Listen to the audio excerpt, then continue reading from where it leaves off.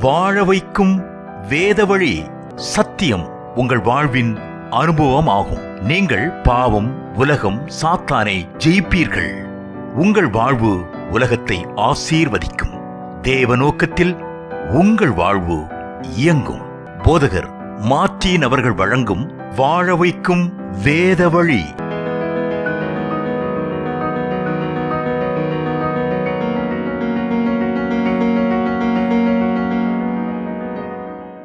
அன்புக்குரியவர்களே, இன்றைக்கு நான் முதலாவது ஒரு வசனத்தை வாசித்து அதிலிருந்து ஆரம்பிக்கும்படியாக விரும்புகிறேன். வெளிப்படுத்தின விசேஷம் 20ஆம் அதிகாரம் 11வது வசனம்.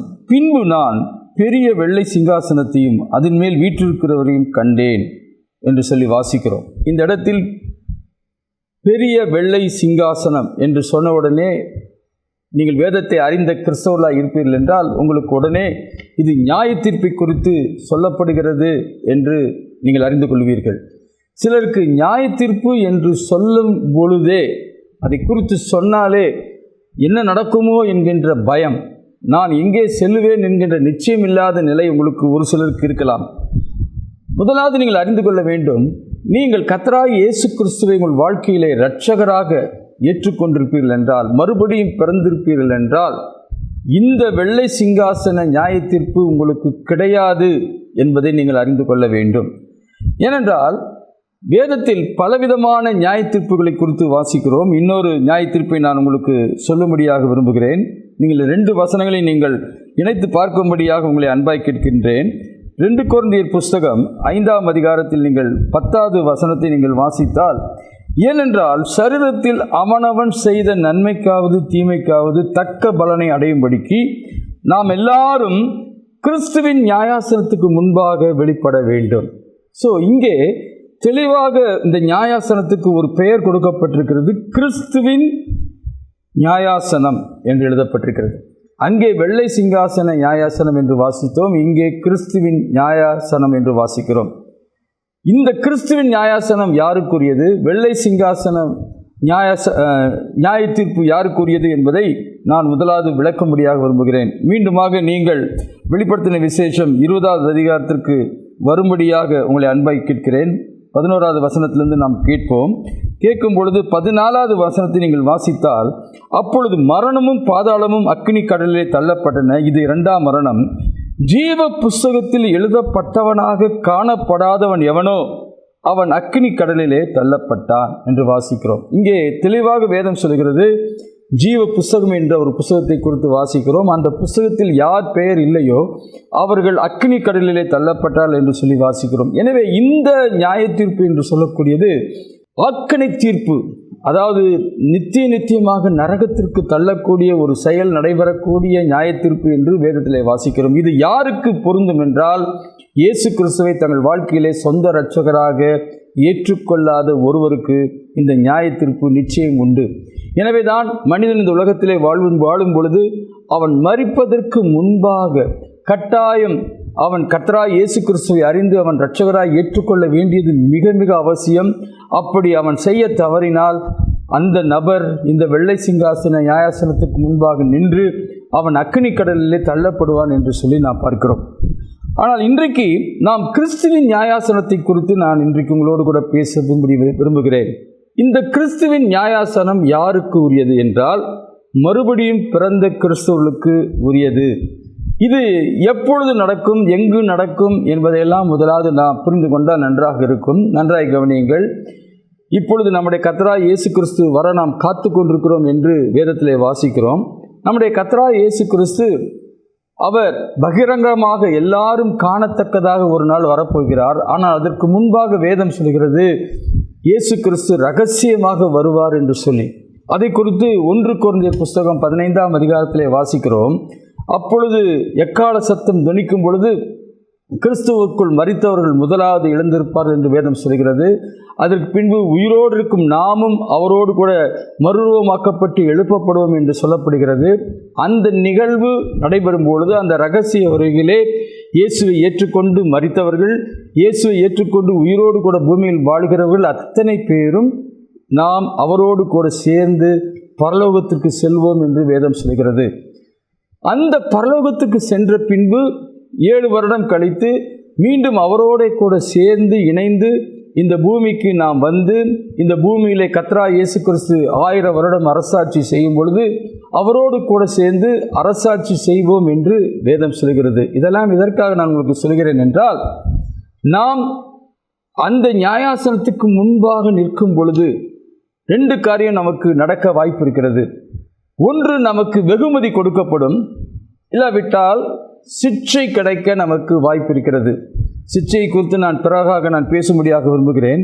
முதலாவது, நீங்கள் கிறிஸ்துவின் நியாயாசனத்துக்கு முன்பாக நிற்கும் பொழுது அந்த வேதத்திலே வாசித்தபடி நாம் பூமியிலே செய்த கிரியைக்கு தக்கதான பலனை நாம் அடைவோம். நன்றாய் கவனிங்கள். கிரியை என்று சொல்லும் பொழுது செயல் என்று சொல்லி பார்க்கிறோம். மதங்கள் என்று சொல்லக்கூடியவைகளெல்லாம் என்ன சொல்கிறது? நீ முக்தி அடைய வேண்டும் என்றால் நற்செயல்களை செய்ய வேண்டும் என்று சொல்கிறது. ஆனால் கிறிஸ்தவம் என்ன சொல்கிறது? நீ முதலாவது மறுபடியும் பிறக்க, நித்திய ஜீவனை பெற்றுக்கொள்ள, தேவனுடைய பிள்ளையாக மாற, இன்னொரு விதத்தில் சொன்னால் மோட்சத்துக்கு நீ செல்ல, நீ எந்த நற்கிரியும் செய்ய முடியாது, செய்ய தேவையில்லை. இயேசு கிறிஸ்து செய்த கிரியின் மீது நீ என்ன செய்ய வேண்டும்? விசுவாசம் வைத்தால். ஏனென்றால் இந்த உலகத்திலே நாம் பிறக்கும் பொழுது எந்த நிலையில் பிறந்தோம் என்பதை வேதம் தெளிவாக சொல்கிறது. நாம் பாவிகளாக பிறந்தோம் என்று வேதம் சொல்கிறது. பாவிகளாக பிறந்தோம் என்று சொன்ன உடனே நாம் பாவ செயல்களை செய்ததினால் பாவிகள் என்று நாம் எண்ணலாம். ஆனால் வேதம் தெளிவாய் சொல்கிறது, நாம் ஒரு மனுஷனுடைய கீழ்ப்படியாமையினாலே எல்லாரும் பாவிகளாக்கப்பட்டார்கள் என்று வேதம் சொல்கிறது. அந்த கீழ்ப்படியாமல் போன நபர் யார் என்றால் ஆதாம். அந்த சந்ததியில் பிறந்த ஒவ்வொரு மனிதனும் அவன் பாவியாக இருக்கிறான். அந்த பாவியாக இருக்கக்கூடிய மனிதனுடைய உள்ளான மனிதன் மறுபடியும் பிறக்காத நிலையில், தேவனால் பிறக்காத நிலையில் இருக்கும் பொழுது நாம் ரட்சிக்கப்படுகிறோம், மறுபடியும் பிறக்கிறோம். அந்த நேரத்தில் நாம் புதிய சிருஷ்டியாக மாறுகிறோம். அது வரைக்கும் நாம் எந்த நற்கிரியை செய்தாலும் அது தேவனுக்கு முன்பாக எண்ணப்படாது. ஆனால் வேதம் என்ன சொல்கிறது? நாம் ஒரு முறை மறுபடியும் பிறந்த பிறகு, கிறிஸ்துவுக்குள் மறுபடியும் பிறந்த பிறகு மிக தெளிவாக வேதம் சொல்கிறது. அதை நான் உங்களுக்கு இன்று வாசிக்கும்படி விரும்புகிறேன். எபேசியர் 2ஆம் அதிகாரத்தில் 10வது வசனத்தை நீங்கள் கவனிக்கும்படியாக அன்பாய் கேட்கிறேன். ஏனெனில் நற்கிரியைகளை செய்கிறதற்கு நாம் கிறிஸ்து இயேசுவுக்குள் சிருஷ்டிக்கப்பட்டு, 2 வார்த்தைகளை கவனிங்கள், சிருஷ்டிக்கப்பட்டு. யாருக்குள்? கிறிஸ்து இயேசுவுக்குள். இந்த கிறிஸ்து இயேசுவுக்குள் எப்பொழுது நாம் சிருஷ்டிக்கப்பட்டோம் என்றால் மறுபடியும் பிறந்த பொழுது. அப்பொழுது மறுபடியும் பிறந்ததனுடைய நோக்கம், பலர் என்ன நினைக்கிறார்கள்? நம் மோட்சத்துக்கு போவதற்கு என்று நினைக்கிறார்கள். ஆனால் வேதம் சொல்கிறது, தேவன் நம்மை மறுபடியும் பிறக்க வைத்ததே எதற்கென்றால் நற்கிரியைகளை செய்வதற்கு. எவ்வளவு தூரம் நாம் நற்கிரிகளை மறுபடியும் பிறந்த பிறகு நாம் செய்கிறோமோ, இந்த நற்கிரியை குறித்து நான் இன்னொரு வசனத்தை நான் உங்களுக்கு காண்பிக்கும்படியாக விரும்புகிறேன். அது நற்கிரியை எவ்வளவு முக்கியம் என்பதை நீங்கள் அறிந்து கொள்ள வேண்டும். யோவான் சுவிசேஷம் 17ஆம் அதிகாரத்தில் நீங்கள் வாசித்து பார்த்தால் 4வது வசனத்தை நான் வாசிக்கிறேன். பூமியிலே நான் உம்மை மகிமைப்படுத்தினேன். நன்றாய் கவனிங்கள். நான் செய்யும்படி நீர் எனக்கு நியமித்த கிரியை செய்து முடித்தேன். கிரியை என்பது செயல். செய்து முடித்தேன் என்று இயேசு சொல்கிறார். நான் செய்யும்படி. அப்படி என்றால் இதை கேட்டுக்கொண்டிருக்கிற அன்பான கிறிஸ்துவுக்குள் பிறந்தவர்களே, நீங்கள் ஒரு நற்கிரியை செய்வதற்காகத்தான் தேவன் உங்களை மறுபடியும் பிறக்க வைத்திருக்கிறார். பலர் நினைக்கும் எண்ணம் என்னவென்றால், மறுபடியும் பிறப்பதனுடைய தேவையே மரித்த பின்பு மோட்சத்துக்கு போவது என்று நாம் நினைக்கிறோம். அல்ல அன்பானவர்களே, நீங்கள் மறுபடியும் பிறக்க வைத்ததுக்கான ஒரு காரணம் இருக்கிறது. அது என்னவென்றால், நீங்கள் நற்கிரியை செய்ய வேண்டும். இயேசு சொல்கிறார், இந்த நற்கிரியை செய்து நான் உம்மை மகிமைப்படுத்தினேன் என்று சொல்கிறார். இன்னும் நீங்கள் வேதத்தை நீங்கள் வாசித்து பார்த்தால், மத்தேயு சுவிசேஷத்தில் 7ஆம் அதிகாரத்தில் அங்கே சிலர் நற்கிரியை செய்ததாக வந்து சொல்கிறார்கள். அதாவது என்ன நற்கிரியை? நாங்கள் பிசாசுகளை துரத்தினோம், நாங்கள் தீர்க்க தரிசனம் உரைத்தோம் என்றெல்லாம் சொல்லும் பொழுது ஆண்டவர் சொல்கிறார், உங்களை நான் அறியேன் என்று சொல்லி. அப்படி என்றால் அதெல்லாம் நற்கிரியைகள் இல்லையா என்று நீங்கள் கேட்கலாம். அவைகளெல்லாம் நற்கிரியைகள் தான். ஆனால் நாம் செய்ய வேண்டிய நற்கிரியைகள் தேவனுடைய சித்தத்தின்படி செய்ய வேண்டும் என்று எழுதப்பட்டிருக்கிறது.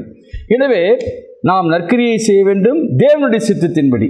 அப்படி ஒவ்வொரு மனிதனும் தேவனுடைய சித்தத்தின்படி நாம் நற்கிரியை செய்தால் அதற்குரிய பலனை ஆண்டவர் வெகுமதியாக நமக்கு கொடுக்கப் போகிறார்.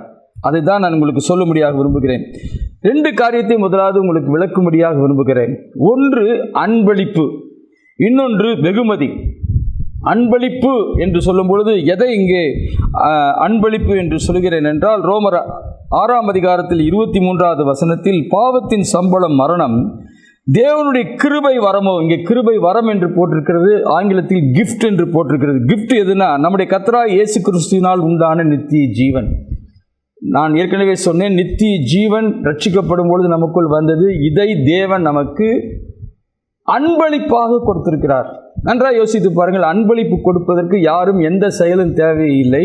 அன்பளிப்பு என்பது அன்பினாலே ஒருவர், எந்த தகுதி இல்லாமல் இருக்கக்கூடிய ஒருவருக்கு அன்பின் நிமித்தம் கொடுக்கக்கூடியது தான் அன்பளிப்பு. ஆனால் இன்னொன்று வெகுமதி. வெகுமதி என்று சொல்லக்கூடியதை நீங்கள் பெற வேண்டும் என்றால் வெகுமதி பெறுவதற்கான ஒரு செயலை நீங்கள் செய்ய வேண்டும். எனவே தான் கிறிஸ்துவின் நியாயாசனத்திற்கு முன்பாக நாம் போய் நிற்கும் அந்த நாளிலே நாம் செய்த செயல்களுக்கு ஏற்றபடி, செயல்கள் என்று சொல்லும் பொழுது கிறிஸ்துவின் சித்தத்தின்படி செய்த செயல்களுக்கு ஏற்றபடி நாம் என்ன செய்ய போகிறோம்? வெகுமதியை கர்த்தரிடத்திலிருந்து பெற்றுக்கொள்ளப் போகிறோம். எனவே கிறிஸ்தவ வாழ்க்கையில் இன்றைக்கு நான் இதை குறித்து ஏன் உங்களோடு நான் பேசும்படி விரும்புகிறேன் என்றால், இந்த வெகுமதியை பெறத்தக்கதாக இந்த பூமியிலே நாம் ஒவ்வொரு நாளும் தேவனுடைய சித்தம் எது என்பதை அறிந்து நற்கிரிகளை செய்ய செய்ய, ஒருவேளை ஆண்டவர் சொல்லியிருக்கிறார், கொஞ்சத்தில் ஒருவன் உண்மை உள்ளவனாக இருந்தால் அவனை அநேகத்தின் மேல் நான் அதிகாரியாக வைப்பேன் என்று சொன்னார். 1000 வருட அரசாட்சியிலே நாம் கிறிஸ்துவோடு இந்த பூமிக்கு திரும்பி வரும்பொழுது அவரோடு கூட சேர்ந்து நாம் ஆளுகை செய்வோம் என்று வேதம் சொல்கிறது. அப்பொழுது நாம் எந்த அளவுக்கு தேவனுடைய சித்தத்தின்படி நற்கிரிகளை செய்தோமோ அதற்கேற்றபடி 5 பட்டணங்களுக்கோ 10 பட்டணங்களுக்கோ தேவன் நம்மை அதிபதியாக வைத்து இந்த பூமியை 1000 வருடம் அவரோடு கூட சேர்ந்து ஆளத்தக்கதான ஒரு வெகுமதி நமக்கு காத்து கொண்டிருக்கிறது என்பதை நாம் புரிந்து கொள்ள வேண்டும். இந்த வெகுமதியை பெற நாம் என்ன செய்ய வேண்டும்? தேவனுடைய சித்தம் என்ன என்பதை குறித்து நான் இப்பொழுது பேசும்படி விரும்புகிறேன். ஏனென்றால் தேவனுடைய சித்தத்தின்படி நாம் நற்கிரியை செய்ய வேண்டும். அப்பொழுதுதான் வெகுமதியை பெற முடியும். அந்த தேவனுடைய சித்தம் என்ன என்பதை நாம் அறிய வேண்டும். தேவனுடைய சித்தம் என்பது எல்லா மனிதனும் ரட்சிக்கப்பட வேண்டும் என்பது தேவனுடைய சித்தம் என்று நாம் சொல்கிறோம். அது உண்மைதான். ஆனால் எல்லா மனிதனும் ஏன் ரட்சிக்கப்பட வேண்டும் என்று தேவன் விரும்புகிறார் என்றால், அதற்கு மேலாக நாம் ரட்சிக்கப்பட வேண்டும் என்கிற தேவ சித்தத்துக்கு மேலாக தேவனுக்கு ஒரு நித்திய நோக்கம் என்ற ஒன்று இருக்கிறது. எட்டர்னல் பர்பஸ் என்று நாம் சொல்கிறோம். அதை குறித்து நீங்கள் வாசிக்க வேண்டும் என்றால் எங்கே வாசிக்க முடியும் என்றால், எபேசியருக்கு எழுதின நிருபம் 1ஆம் அதிகாரத்திலே நீங்கள் அதை குறித்து தெளிவாக வாசிக்க முடியும். 10வது வசனம், தமக்குள்ளே தீர்மானித்திருந்த தம்முடைய தயவுள்ள சித்தத்தின் ரகசியத்தை எங்களுக்கு அறிவித்தார். அப்படி என்றால் என்ன அர்த்தம்? ஆதி முதல் தேவன் தம்முடைய மனதிலே ஒரு தீர்மானத்தை, ஒரு சித்தத்தை வைத்திருந்தார். என்ன தீர்மானத்தை, என்ன சித்தத்தை அவர் வைத்திருந்தார் என்பதை நான் உங்களுக்கு காண்பிக்கும்படியாக விரும்புகிறேன். எடுத்து வாசித்து பாருங்கள். எபிரேயருக்கு எழுதின நிருபம் 2ஆம் அதிகாரத்தில் 10ஆம் வசனத்தை நீங்கள் வாசித்தால், ஏனென்றால் தமக்காகவும் தம்மாலையும் சகலத்தையும் உண்டாக்கினவர் அநேகம் பிள்ளைகளை மகிமையிலே கொண்டு வந்து சேர்க்கையில் அவருடைய ரட்சிப்பின் அதிபதியை உபத்திரவங்களினாலே பூர்ணப்படுத்துகிறது அவருக்கு ஏற்றதாய் இருந்தது. இங்கே அநேகம் பிள்ளைகள் என்கிற வார்த்தையை வாசிக்கிறோம். இதை ஞாபகித்துக் கொள்ளுங்கள். பிள்ளைகள் என்கிற வார்த்தை. இன்னொரு வசனத்தை நான் வாசிக்கிறேன். 1 யோவான் புஸ்தகத்திலே நீங்கள் வாசித்தால் 3ஆம் அதிகாரம், 1 யோவான் 3ஆம் அதிகாரம் 1வது வசனத்தை நீங்கள் வாசிக்கும் பொழுது, நாம் தேவனுடைய பிள்ளைகள் என்று அழைக்கப்படுவதனாலே 2 இடத்திலும் பிள்ளைகள் என்ற வார்த்தை வருகிறது. எபிரேயர் 2ஆம் அதிகாரம் 10ஆம் வசனத்திலே அநேகம் பிள்ளைகள் என்று வருகிறது. இங்கே தேவனுடைய பிள்ளைகள் என்று ரெண்டும் ஒரே வார்த்தையாக தமிழில் இருக்கிறது. ஆனால் மூல மொழியில் 2:10 எபிரேயர் 2:10 இருக்கக்கூடிய வார்த்தை என்னவென்றால், ஹீவிஸ் என்று சொல்லக்கூடிய ஒரு கிரேக்க வார்த்தை. இங்கே 1 யோவான் 3:1 என்ன இருக்குன்னா, டெக்கான் என்று சொல்லக்கூடிய வார்த்தை. டெக்கான் என்கிற கிரேக்க வார்த்தையினுடைய அர்த்தம், அதை தமிழிலே மொழிபெயர்க்க வேண்டும் என்றால் குழந்தை என்று மொழிபெயர்க்க வேண்டும். எனவே குழந்தை பருவம் என்ற ஒன்று இருக்கிறது. ஹீவிஸ் என்பது வளர்ந்து முதிர்ச்சி அடைந்த நிலை. எபிரேயர் 2:10 என்ன சொல்கிறது என்றால், நாம் எல்லோரும் மறுபடியும் பிறந்து குழந்தைகளாகவே கடைசி வரைக்கும் இருப்பது தேவனுடைய சித்தம் அல்ல. நாம் வளர்ச்சி அடைய வேண்டும். ஏன் வளர்ச்சி அடைய வேண்டும் என்று தேவன் விரும்புகிறார்? வளர்ச்சி அடைந்த பிள்ளைகளுக்கு இடத்தில் தான் தகப்பன், எந்த தகப்பனும் தன்னுடைய பொறுப்பை பகிர்ந்து கொடுக்க முடியும். எனவே தேவனுடைய அனாதி திட்டம் என்னவென்றால், அதை மீண்டுமாக நான் உங்களுக்கு வாசிக்கும்படியாக விரும்புகிறேன். இதை நீங்கள் சரியாக புரிந்தால்தான் இந்த தேவ சித்தத்தை குறித்து நீங்கள் அறிந்து கொள்ள முடியும். எபேசியர் 1ஆம் அதிகாரத்தில் உங்களுக்கு நான் அதை காண்பிக்கும்படியாக நான் விரும்புகிறேன். 9வது வசனம், காலங்கள் நிறைவேறும் பொழுது விளங்கும் நியமத்தின்படி, நன்றாய் கவனிங்கள், பரலோகத்தில் இருக்கிறவைகளும் பூலோகத்தில் இருக்கிறவர்களும் ஆகிய சகலமும் கிறிஸ்துவுக்குள்ளே கூட்டப்பட வேண்டும். பரலோகம் பூலோகம் ரெண்டும் ஒன்றாக கூட்டப்பட வேண்டும் என்று சொல்லும் பொழுது, பரலோகத்திலும் பூலோகத்திலும் முழுமையாக கிறிஸ்துவனுடைய ஆட்சி, இல்லாவிட்டால் கிறிஸ்துவனுடைய அதிகாரம் செயல்பட வேண்டும். பூமியில் அந்த அதிகாரம் செயல்பட தேவன் யாரை பயன்படுத்த விரும்புகிறார் என்றால், வளர்ச்சி அடைந்த தன்னுடைய பிள்ளைகளை பயன்படுத்தும்படி விரும்புகிறார். எனவேதான் 1000 வருட அரசாட்சியில் வளர்ச்சி அடைந்த பிள்ளைகள் வெகுமதியாக கிறிஸ்துவோடு கூட சேர்ந்து ஆளுகை செய்யும் ஒரு நிலையை நாம் அடையப் போகிறோம். எனவே இதிலிருந்து நான் என்ன சொல்ல விரும்புகிறேன், ஒரு மனிதன் கிறிஸ்துவுக்குள் வருவது மட்டும் தேவனுடைய சித்தம் அல்ல. கிறிஸ்துவுக்குள் வந்த பிறகு அவன் என்ன செய்ய வேண்டும்? வளர்ச்சி அடைய வேண்டும். அந்த வளர்ச்சியை யார் கொண்டு வருவது என்று சொல்லும் பொழுது 2 பொறுப்புகள் இருக்கிறது. ஒன்று, அந்த மனிதன் எந்த சபையில் அங்கத்தினராக இருக்கிறானோ அந்த சபையினுடைய போதகர், அவருடைய முக்கியமான வேலை என்ன என்பதை நான் உங்களுக்கு காண்பிக்கும்படியாக விரும்புகிறேன். எபேசியர் நீங்கள் 4ஆம் அதிகாரத்தில் நீங்கள் வாசித்து பார்த்தால் 11வது வசனத்திலிருந்து நான் வாசிக்கிறேன். மேலும் நாம் அனைவரும் தேவனுடைய குமாரனை பற்றும் விசுவாசத்திலும் அறிவிலும் ஒருமைப்பட்டவர்களாகி, நன்றாய் கவனியுங்கள், கிறிஸ்துவனுடைய நிறைவான வளர்ச்சியின் அளவுக்கு தக்க பூரண புருஷராகும் வரைக்கும். அப்படின்னா நிறைவான வளர்ச்சி அடையணும் அப்படின்னு தேவன் இங்கே சொல்கிறாரு. சொல்லிட்டு நீங்கள் அதை 11ஆம் வசனத்திலிருந்து அப்படியே வாசித்து கொண்டு வந்தால் 13ஆம் வசனத்தில், அவர் சிலரை அப்போஸ்தலராகவும் சிலரை தீர்க்கதரிசிகளாகவும் சிலரை சுவிசேஷகராகவும் சிலரை மேய்ப்பராகவும் போதகராகவும் ஏற்படுத்தினார். அப்படின்னா தேவனுடைய நித்திய திட்டம் என்ன? இந்த பூமி அவருடைய அதிகாரத்துக்குள் வர வேண்டும். அந்த அதிகாரத்தில் தன்னுடைய பிள்ளைகளுக்கு பங்கு கொடுக்க வேண்டும். அவரோடு சேர்ந்து ஆளுகை செய்ய வேண்டும். அப்படி ஆளுகை செய்ய வேண்டும் என்றால் அவர்கள் முதலாவது தன்னுடைய பிள்ளைகளாக இருக்க வேண்டும். அந்த தன்னுடைய பிள்ளைகளாக மாறுவதற்கு அவர்கள் மறுபடியும் பிறக்க வேண்டும். மறுபடியும் பிறந்தால்தான் அவருடைய பிள்ளையாக மாற முடியும். மறுபடியும் பிறக்க வேண்டும் என்றால் சுவிசேஷத்தை அறிவிக்க வேண்டும். எனவே தான் இயேசு சொன்னார், உலகம் எங்கும் போய் என்று சொல்கிறார். சுவிசேஷத்தை அறிவித்த பிறகு அவர்கள் குழந்தைகளாக மாறுகிறார்கள். மாறுவது மட்டும் போதாது, அவர்கள் வளர்ச்சி அடைந்து புருஷர்களாக மாற வேண்டும்.